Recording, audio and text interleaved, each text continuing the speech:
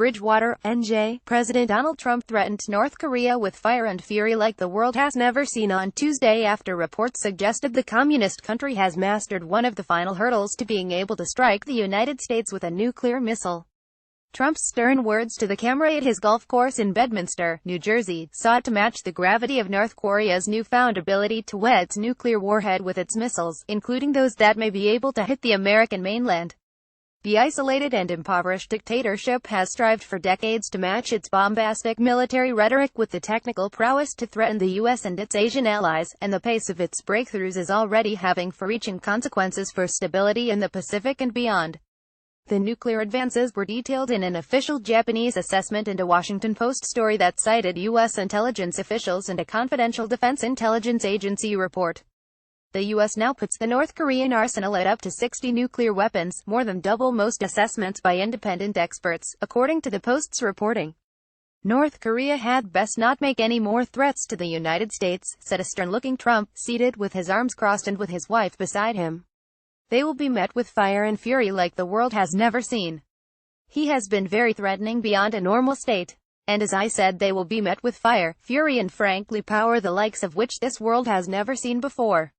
President Donald Trump speaks during a briefing on the opioid crisis, Tuesday, August 8, 2017, at Trump National Golf Club in Bedminster, NJ. From left are, White House Senior Advisor Kellyanne Conway, Health and Human Services Secretary Tom Price, Trump, First Lady Melania Trump, and National Drug Control Policy Acting Director Richard Baum.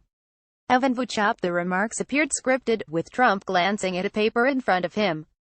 They evoked President Harry Truman's announcement of the U.S. atomic bomb dropped on Hiroshima, Japan, in 1945, in which he warned of a rain of ruin from the air, the like of which has never been seen on this earth. Sign up for our new Good News Report, all positive stories about the military. The Trump administration considers North Korea to be America's greatest national security threat, and tensions have steadily escalated this year. Pyongyang had threatened the U.S. in response to the UN Security Council's adoption this weekend of new, tougher sanctions spearheaded by Washington. The sanctions followed groundbreaking long-range missile tests last month that showed the North could potentially reach the continental United States with its missiles. The newly revealed U.S. intelligence assessment indicates those missiles can carry nuclear warheads. Denouncing the UN sanctions through state media, the North warned, "We will make the U.S. pay by 1,000-fold for all the heinous crimes it commits against the state and people of this country." For North Korea, having a nuclear-tipped missile that could strike America would be the ultimate guarantee against invasion by its superpower adversary. It is an ambition decades in the making. North Korea began producing fissile material for bombs in the early 1990s, and conducted its first nuclear test explosion in 2006. Four subsequent nuclear tests, the latest a year ago, have accelerated progress on miniaturizing a device, something North Korea already claimed it could do. Over that span, multiple U.S. presidents have tried and failed to coax or pressure Pyongyang into abandoning its nuclear ambitions. The secrecy of the North's nuclear program and the underground nature of its test explosions make it very difficult to properly assess its claims. But the new assessments from Japan and the U.S. suggest that doubts over the North's abilities are receding. In an annual report, Japan's defense ministry on Tuesday concluded that it is possible that North Korea has achieved the miniaturization of nuclear weapons and has developed nuclear warheads. Japan, a key U.S. ally, is a potential frontline target of North Korean aggression. This July 28, 2017 photo distributed by the North Korean government shows what was said to be the launch of a Hwasong-14 intercontinental ballistic missile at an undisclosed location in North Korea. North Korea was the main concern cited in a white paper approved by Japan's cabinet on August 8, 2017, less than 2 weeks after the North test fired its second ICBM. Korean Central News Agency Korea News Service via AP. The Post story, citing unnamed U.S. intelligence officials, went further. It said the Defense Intelligence Agency analysis, completed last month, assessed North Korea has produced nuclear weapons for ballistic missile delivery, including by intercontinental missiles. Officials at the agency would comment Tuesday.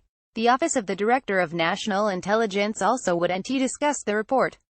It's unclear how North Korea's new capabilities will immediately affect how the U.S. approaches the country's regular missile launches and occasional nuclear tests. The U.S. military has never attempted to shoot a North Korean missile out of the sky, deeming all previous tests to pose no threat to the United States. The U.S. could weigh military action if the threat perception changes.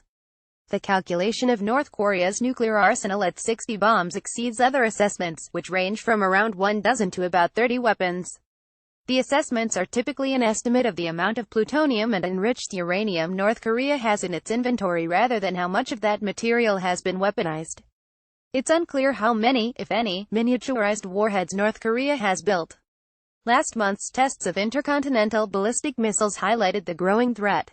While those missiles landed at sea near Japan, both were fired at highly lofted angles. Analysts said the weapons could reach Alaska, Los Angeles or Chicago if fired at a normal, flattened trajectory. Not all technical hurdles have been overcome with the missiles, however. North Korea is still believed to lack expertise to allow a missile to re-enter the Earth's atmosphere without burning up. Another work in progress: the ability to strike targets with accuracy. After the launches, missile expert John Schilling concluded the intercontinental missile still needed another year or two to achieve full operational capability.